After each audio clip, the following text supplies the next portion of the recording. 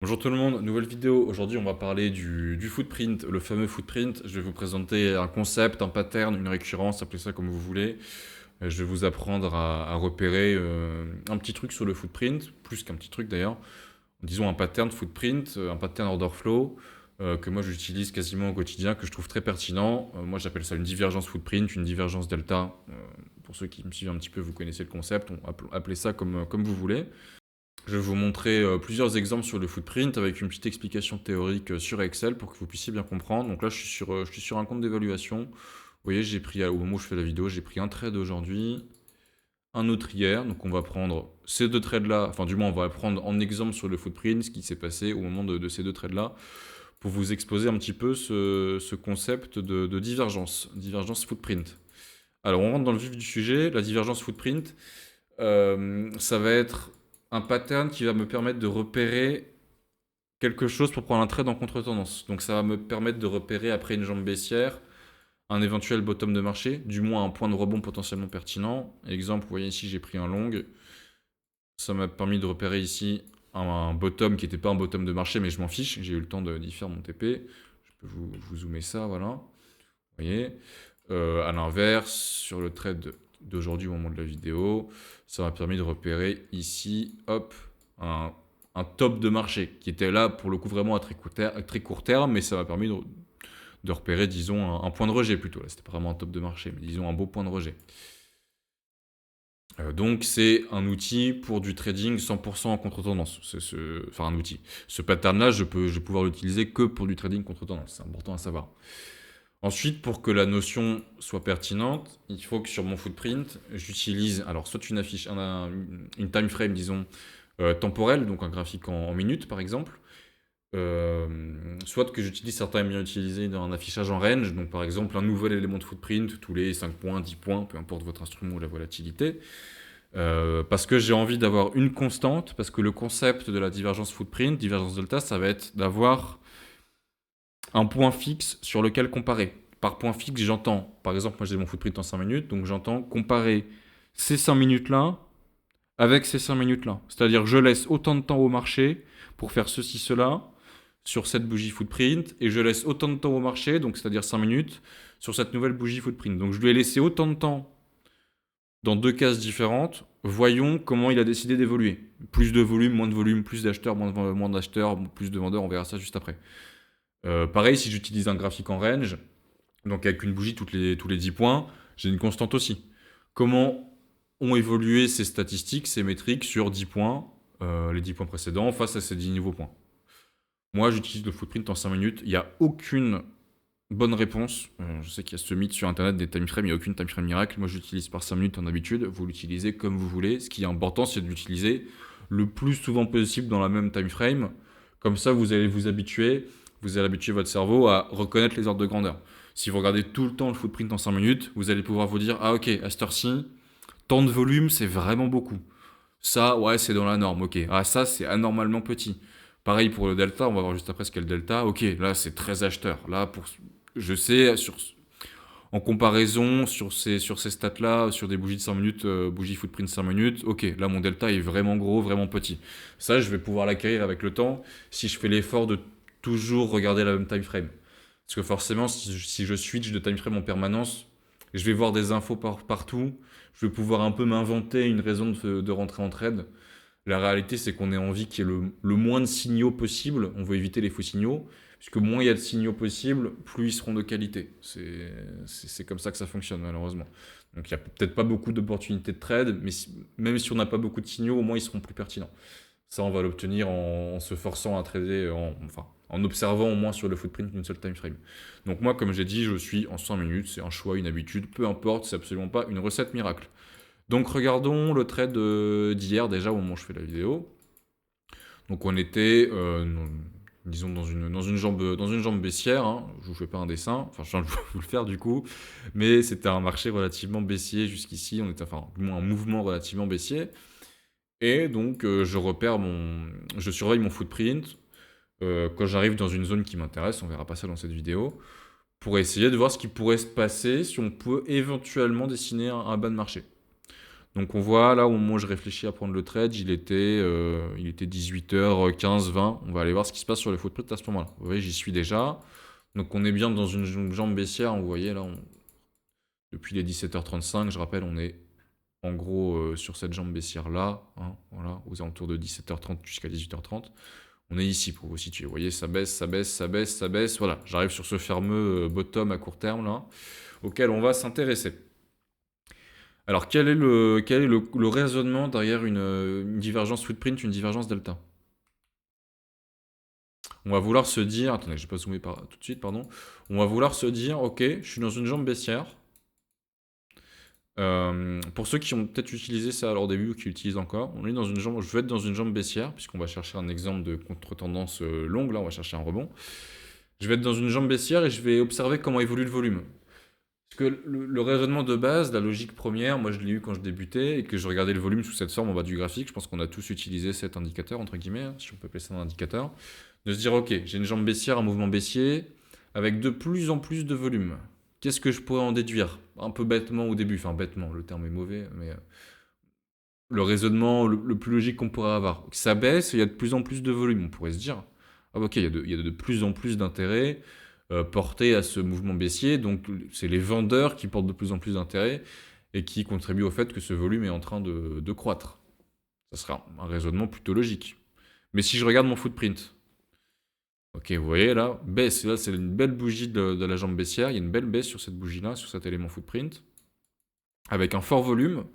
Je vais zoomer, vous le voyez ici, c'est pas compliqué, c'est colorié avec des couleurs, sur Motiwave c'est facile. J'ai un vert assez pétant là, 7485 de volume. Quand je compare avant, vous voyez, on est sur un vert assez pâle, il y a du 3000, du 4000, 5000. Là, il y a au moins un 50% de volume en plus. Donc, si on est sur une jambe baissière, pour le moment, on est dans mon raisonnement de ça baisse et il y a de plus en plus de vendeurs, puisque le volume augmente. Première colonne ici sur mon. Enfin, première case du tableau ici c'est sur mon footprint, hein. C'est le volume sur mon footprint à moi. Donc on va ensuite s'intéresser au delta. Qu'est-ce que c'est le delta? Pour ceux qui ne connaissent pas, on en parle rapidement pour la vidéo.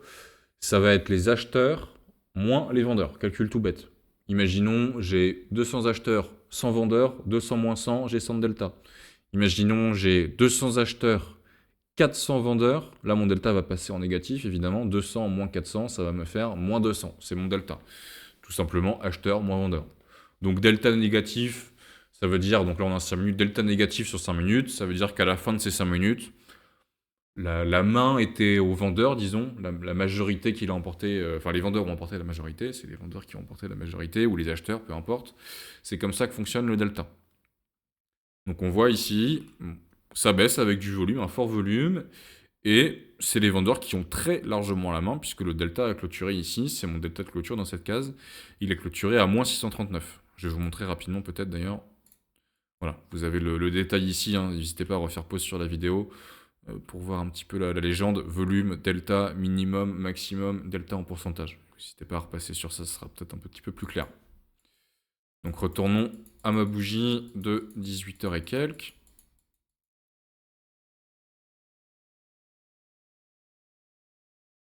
Hop, j'y arrive. Voilà, on est de retour sur ma bougie, c'est celle-ci. Donc je disais, la chute continue avec un fort volume, les vendeurs ont la main, moins 639. Ok. Pour le moment, rien d'anormal. Maintenant, regardez cette bougie-là. Elle a bien refait un plus bas. Je fais la fronde, vous le dessinez, mais je pense que vous l'avez repéré, elle fait bien un plus bas, hein, la bougie, assez logiquement. Elle le fait avec, de quelle manière? Elle le fait avec plus de volume. Vous voyez, on était à 7485 sur cette bougie-là. Et vous voyez, sur ce plus bas, on est maintenant à 9500. On fait à la louche 2000 de plus, à peu près. Donc il y a encore plus d'intérêt qui est porté à cette baisse. Puisque, je me répète, on a réussi à faire un plus bas. Je vais arrêter de zoomer. Vous avez vu les chiffres, on a réussi à faire un plus bas et avec plus de volume. Pour le moment, l'intérêt porté à cette baisse, il est encore présent, on pourrait se dire. Maintenant, regardez. On va regarder le delta, grâce au footprint. C'est l'info que nous donne le footprint. Pas que, mais c'est l'avantage. Ah bah là, finalement, qu'est-ce que je vois? 550 de delta. Positif cette fois, il est vert. Là, on était à moins 639. Là, on est à, c'est sous-entendu, plus 550. Donc, je résume. Qu'est-ce qui s'est passé si on fait une petite histoire? On est dans une jambe baissière qui se fait avec de plus en plus de volume. Sur la bougie qui me dessine mon plus bas, il y a encore plus de volume. Mais la tendance s'inverse. C'est-à-dire que j'ai réussi à faire un plus bas avec un encore plus grand intérêt porté à la zone par les acteurs de marché, puisqu'il y a plus de volume. Mais là, l'exemple est entre guillemets parfait. Vous voyez, les ordres de grandeur sont les mêmes. Moins 639, plus 550. Voilà, on pourrait arrondir à moins 600, plus 600, à peu de choses près. Ça veut dire que, alors le parallèle est un peu faux, mais que tous les vendeurs sont devenus acheteurs. En réalité, on ne sait jamais vraiment. Est-ce que c'est tous les acheteurs tous les vendeurs qui sont devenus acheteurs? Je pense pas. Est-ce que c'est de nouveaux acteurs qui sont rentrés pour acheter? Voilà, peu importe. Mais si on pouvait faire un parallèle assez simple, même si c'est pas forcément vrai, pour vous aider à comprendre, disons que là, on a eu tous les vendeurs qui sont devenus acheteurs. Et on le sait puisqu'on a eu plus de volume. Donc il y a au moins le même intérêt de portée. C'est-à-dire qu'il y a au moins autant de vendeurs, au moins, disons que tous les vendeurs sont toujours présents, et plus, ou si c'est pas les vendeurs qui sont présents, c'est qu'il y a beaucoup, beaucoup de nouveaux acteurs qui sont intéressés pour acheter cet éventuel bottom de jambes baissière. C'est pour ça que je veux avoir plus de volume. On fera le résumé juste après. Et donc là, vous voyez, j'ai eu un retournement total du delta. Donc j'ai réussi à faire un plus bas. Je vais vous faire du coup, on va commencer le résumé. Hop. Alors attendez, on va recommencer de zéro. Ça sera plus simple. Ne trichons pas. Voilà. Donc je vous ai fait un petit tableau. Donc on est sur un exemple sur un bottom pour le moment, dans ce qu'on va appeler une divergence haussière, puisqu'on cherche un retour des acheteurs pour chercher un long. Donc on va appeler ça une divergence haussière. Donc je vous ai mis une petite règle ici, on doit faire un plus bas. Sur le deuxième élément de footprint. Je reprends mon exemple pratique, c'est celui-ci. Le deuxième élément de footprint, celui avec lequel je compare les chiffres avec la bougie précédente, celui-ci doit faire un plus bas. Puisque j'ai envie d'avoir ce raisonnement de ok, pour le moment c'était encore baissier, mais ça s'est inversé, donc je veux que ça ait fait un plus bas. Je veux que ça soit fait avec plus de volume. En comparaison avec la précédente. Donc disons 1000 et 1500. J'ai bien plus de volume. Vous voyez, je vous ai mis les petites couleurs, encore un petit peu comme motif voyou. Donc c'est la première règle. Ensuite, je veux que mon delta, alors ça va être un peu faux mathématiquement, mais disons qu'il y ait plus de delta. Que là, on est dans l'exemple d'une divergence haussière, donc je veux qu'il passe de les vendeurs ont la main à les acheteurs ont la main. Donc, c'était vendeur sur la bougie précédente, puisqu'on était en train de continuer à chuter. On était à moins 200 à la clôture. Là, c'est devenu acheteur. J'ai bel et bien une divergence. On a eu un ravalement total du delta, et plus même, puisqu'on était à moins 200, on est passé à plus 300. Donc, on est repassé en positif d'au moins autant que ce qu'on était en négatif, si ça a du sens mathématiquement. Je suis désolé. C'est peut-être pas parfait, mais c'est plus simple à comprendre. Donc ça, c'est les 3 premières règles. Absolument un plus bas, plus de volume pour qu'il y ait au moins autant d'intérêt. Parce que si ça se faisait avec moins de volume, ça veut dire qu'il y a moins d'intérêt porté à la zone. L'analyse aurait une notion de... ça serait plus fragile. Parce qu'il y a moins de volume, moins d'échanges. Comment savoir si c'est vraiment pertinent s'il y a déjà moins d'intérêt pour la zone que j'analyse? Donc j'ai envie qu'il y ait plus de volume. Et j'ai envie qu'il y ait un delta qui tende plus vers le côté des acheteurs. Ça, vous avez compris. Donc ça, c'est les 3 règles de base. Donc ça, c'est des éléments footprint. Hein. Je vous ai mis les heures ici. Disons un élément footprint de midi, un élément footprint de midi 5, pour rester en M5. Donc ça, c'est les 3 règles de base. Maintenant, vous avez vu, j'ai autre chose dans mon tableau. J'ai le minimum et le maximum. Je vous invite à revoir la légende que j'ai montrée juste avant. Qu'est-ce que c'est le minimum et le maximum? Là, en l'occurrence, je suis sur un des éléments footprint de 5 minutes. Je vais enregistrer sur cette période de 5 minutes. Disons que la bougie a vécu 5 minutes. Au pire moment de sa vie, à quel point le delta était négatif. Quelqu'un, le delta était mauvais, on va dire, si c'est mauvais que ce soit négatif. C'est pas vraiment le cas, mais disons. Et ensuite, à quel point le delta était positif. Au meilleur moment, pendant les 5 minutes de vie de cette bougie, quels sont les meilleurs moments que cette bougie a connus, c'est-à-dire à quel point le delta était positif. Ces 2 métriques-là, ça va me permettre de me dire, ok, là il y a une divergence, et en plus, elle est vraiment très belle. Mon analyse confirme vraiment ce concept de divergence. Ou alors, ok, il y a une divergence dans les chiffres, parce qu'on peut faire mentir les chiffres toujours. Donc mieux vaut avoir des petits points de comparaison en plus pour se dire, ok, là il y a mes chiffres que j'ai envie de voir, mais en fait, la lecture que j'ai sur les métriques suivantes fait que, bon, bah, c'est un petit peu mitigé, je suis moins confiant. Donc comment on va lire ça? On va s'intéresser au minimum et au maximum, surtout sur la bougie qui fait le plus bas. Donc regardez, j'étais à moins 639, c'était vendeur. Au début de cette bougie-là, ça l'était encore puisqu'on a fait un plus bas. Regardez, la bougie, elle a ouvert ici. On voit là le... Je sais pas si vous voyez, juste là. On a une petite barre sur le côté. En fait, c'est le corps de bougie, hein, tout simplement. Donc on a ouvert ici. On allait jusque là, hein. Pour le moment, c'était encore vendeur. On a même fait un plus bas, du coup. Et vous voyez, au pire moment que la bougie est connue, bah, c'était bel et bien vendeur puisqu'on était à moins 213. Alors certes, c'est moins vendeur qu'ici, mais c'était encore vendeur. Pour le moment, la tendance était au vendeur. Par contre, bon, je vous fais pas un dessin, le rebond, on le voit après coup, c'est facile après coup, mais le rebond, il est là. Au meilleur moment de la vie de cette bougie, elle a connu un delta qui s'est retourné complètement, regardez. Il a atteint au maximum 640. L'exemple est bien choisi, hein. Moins 639, plus 640. J'ai même pas fait exprès, je vous avoue. C'est-à-dire que là, on a vraiment ce raisonnement, même s'il est un petit peu faux, que tous les vendeurs sont passés acheteurs. Quasiment, littéralement, là, les chiffres sont très similaires. Comment je vais du coup utiliser ce minimum et ce maximum? Imaginez, mon delta clôture... Alors, mon delta a atteint un maximum de 640. Mais au final, il clôture que à plus 100. Ça veut dire que la tendance s'est inversée, puis réinversée. Puisqu'on était très négatif à moins 600, on a été très positif à plus 600, et je clôture à peine 100, disons, proche de zéro. C'est-à-dire que c'était très vendeur, c'est devenu très acheteur, et puis au final, je clôture à un endroit un petit peu mitigé, quoi.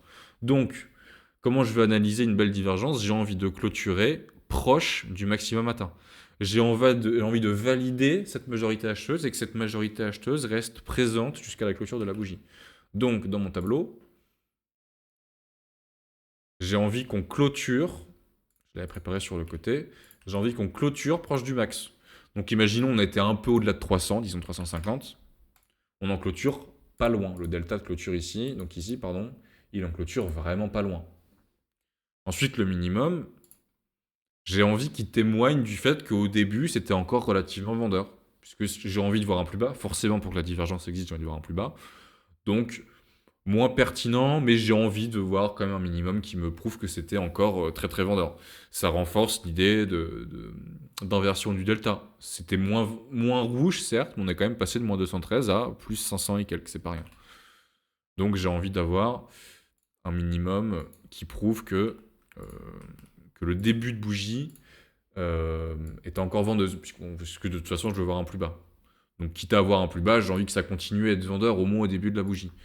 Donc disons qu'on était allé à, je sais pas, moins 100, voilà. Un peu moins vendeur que la bougie de jambe baissière précédente, mais ça reste vendeur. Ensuite, le minimum et maximum de la bougie avec laquelle on compare le volume du delta, je vous avoue, c'est moins important. Voilà. C'était très vendeur, on le voit. C'était un peu acheteur au début, on le voit ici, c'est moins pertinent. C'est surtout sur la bougie de la divergence où j'ai envie de voir quelque chose d'intéressant. Je vais remplir pour la peine, voilà, disons que c'était un poil plus vendeur à un moment, on a clôturé pas loin. Au début de la bougie, il y avait une petite majorité acheteuse, c'était pas encore très, très rouge, voilà. Mais peu importe, ces cases-là, elles seront moins pertinentes à regarder. Je résume du coup. Je suis sur un bottom. Il y a de plus en plus de volume, donc plus en plus d'intérêt porté par les acteurs de marché. Ça continue de baisser, et arrivé à un moment donné, ça a continué de baisser avec encore plus de volume qu'avant, donc encore plus d'intérêt. Mais ce volume supplémentaire qui se traduit par un intérêt, bah, l'intérêt a changé de camp. J'avais un intérêt vendeur qui est devenu majoritairement un intérêt acheteur. Et donc via le delta, via les volumes, je repère un retournement, pas que de marché, je repère un retournement de la volonté des acteurs de marché. Ensuite, évidemment, la méthode d'entrée, on verra pas ça dans cette vidéo, libre à vous de rentrer comme vous voulez sur cette information, c'est pas ce qu'on va voir dans cette vidéo. Voilà pour un exemple de divergence haussière. Vous l'avez compris en détail, on va passer rapidement sur d'autres exemples avec d'autres chiffres. On va regarder ça en direct. Bah regardez, sur le bottom précédent. Je passe rapidement devant. Si vous avez des doutes, allez voir la partie plus théorique avant. Si vous avez bien compris, on peut passer en vitesse dessus, vous allez tout comprendre. J'ai plus de volume. Donc je compare sur la bougie du plus bas, c'est celle-ci, hein, celle de 19h40, pardon. Regardez, plus de volume. 5053 pour 3858, il y a bien plus de volume. Le delta redonne la voie aux acheteurs. On était en négatif. On est repassé sur un très beau positif. Regardez mon analyse minimum-maximum. Le début me prouvait que c'était encore vendeur en début de bougie. La preuve, on a fait un petit plus bas. Le maximum me montre que c'est redevenu très acheteur. La tendance s'est complètement inversée. Donc on était au mieux à 378 et on clôture là encore mieux, quasiment juste à côté du maximum atteint. On clôture à 369 sur 378, c'est très très bien. Voilà un autre exemple de divergence haussière qui était très très belle. Allez, on va se faire un petit exemple. On s'inverse le cerveau. On va sur le trade d'aujourd'hui au moment de la vidéo, qui est ici, voilà, aux alentours de 18h encore une fois. Donc allons voir, on va revenir dans le présent. Allons voir 18h, voilà. On est sur un petit top de marché temporaire. Alors qu'est-ce que je vois? On se retourne le cerveau, hein. Je vais peut-être vous le faire dans le tableau déjà.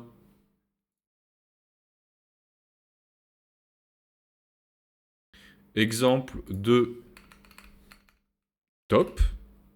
De top. Donc une divergence, cette fois-ci, qui devient baissière.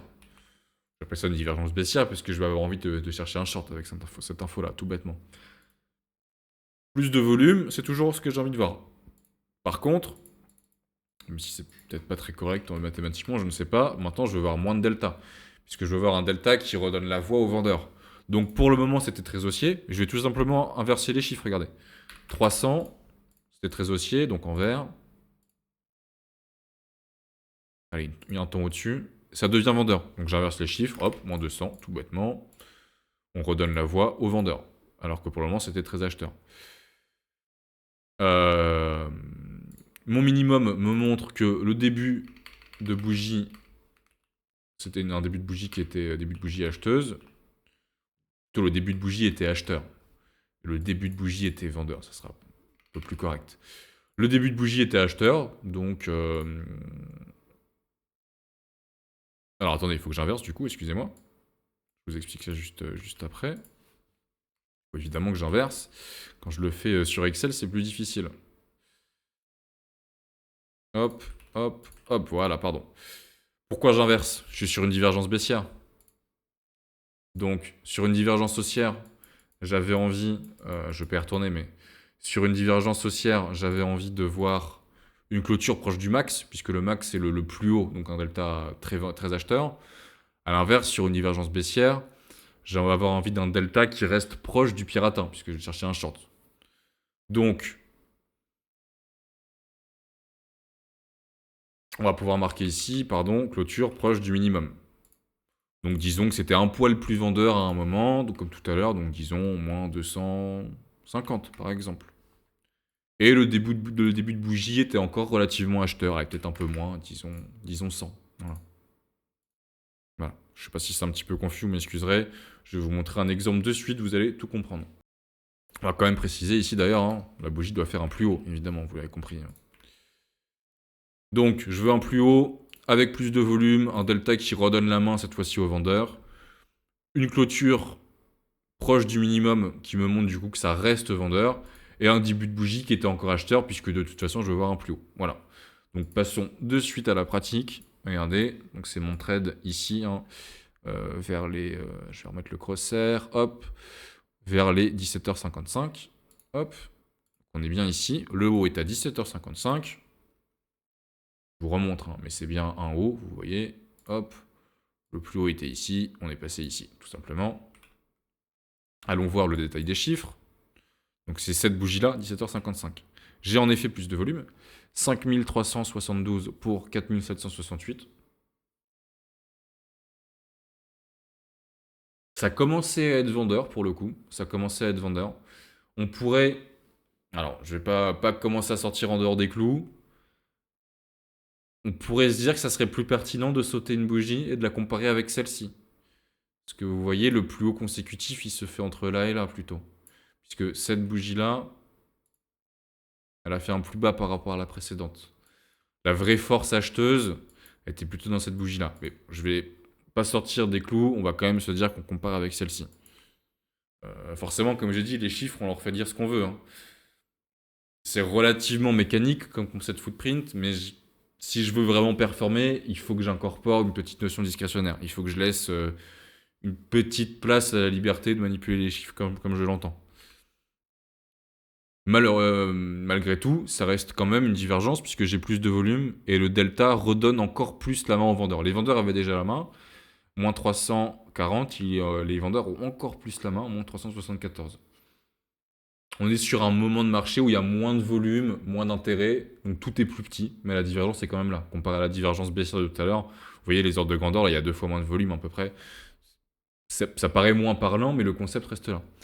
Alors bon, voilà, c'est parfait. Je clôture littéralement sur le minimum atteint. On a atteint au pire moins 374, je clôture à moins 374, on ne peut pas faire mieux. Et mon début de bougie me prouve que c'était encore relativement encore acheteur. La preuve, on a fait un léger plus haut. C'est pour ça qu'on est qu'à plus 79 de delta seulement. Voilà pour un exemple baissier à l'inverse. Je vous remets sur le résumé. Exemple de divergence haussière. Un plus bas, plus de volume. Un delta qui redonne la main aux acheteurs. Je clôture comme il faut sur le minimum et le maximum. Pour une divergence haussière. Ensuite, une divergence baissière. Cette fois-ci, je veux un plus haut. Plus de volume, toujours, ça ne change pas. Cette fois-ci, je m'inverse le cerveau, je veux que le delta redonne la main au vendeur. Et un minimum maximum qui m'indique ce que j'ai envie de voir. C'est-à-dire qui m'indique que la tendance baissière, en l'occurrence, est toujours là. Et que le début était encore acheteur pour que ça me fasse un plus haut. Je ne vais pas rentrer en détail, je vais l'enlever d'ailleurs. Pas rentrer en détail sur les pourcentages. C'est une petite métrique en plus pour s'aider. Ça n'a pas lieu d'être dans la vidéo, c'est moins pertinent, c'est un peu plus discrétionnaire, disons.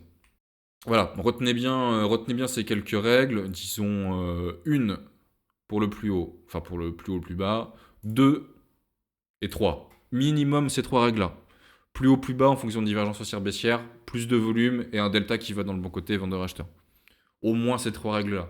Et ensuite, je filtre avec ces 2 métriques. Mais si vous voulez commencer à repérer ce concept et être sûr de ne pas vous tromper, pensez déjà à ces 3 règles-là.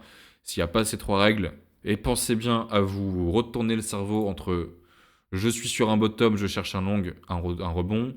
Je suis sur un top, je cherche un short, un rejet. Pensez bien, hein, parce que du coup, ça inverse ce que vous cherchez sur le delta. Plus de delta, moins de delta. Et ça inverse ensuite, quand vous allez mieux maîtriser, ça inverse la façon dont vous allez juger plus précisément la qualité de cette divergence footprint. Voilà, je crois qu'on a fait le tour. Je vous ai montré quelques beaux exemples. Évidemment, comme toujours en trading, on reste sur quelque chose d'imparfait, c'est des probabilités. Est-ce qu'il y a un top ou un bottom magnifique qui va rebondir de 200 points où il n'y aura pas eu de divergence? Évidemment, ça arrive tous les jours. Est-ce qu'il y a une divergence qui est sur le papier magnifique et au final on passe à travers comme dans du beurre, on se retrouve 100 points plus bas? Évidemment. Tout est une question de probabilité. Si vous avez confiance en vos capacités à analyser ce pattern-là, sur la durée, si vous le faites bien, vous savez que si c'est un concept qui vous plaît, vous savez que vous allez être gagnant. Évidemment, il y aura des déchets, on va dire. Il y a des fois où voilà, ça ne marche pas à chaque fois, comme d'habitude. Voilà, je pense qu'on a fait le tour. N'hésitez pas en commentaire ou sur Discord si vous avez des questions. Concept à pratiquer, à s'habituer à analyser. Vous allez pouvoir le repérer très vite avec l'expérience. N'hésitez pas à retourner sur le petit tableau Excel pour avoir en mémoire les règles. Si vous avez des questions, comme je disais, n'hésitez pas, en espérant que ça vous ait plu et que ça puisse vous aider. À bientôt dans une nouvelle vidéo. À plus.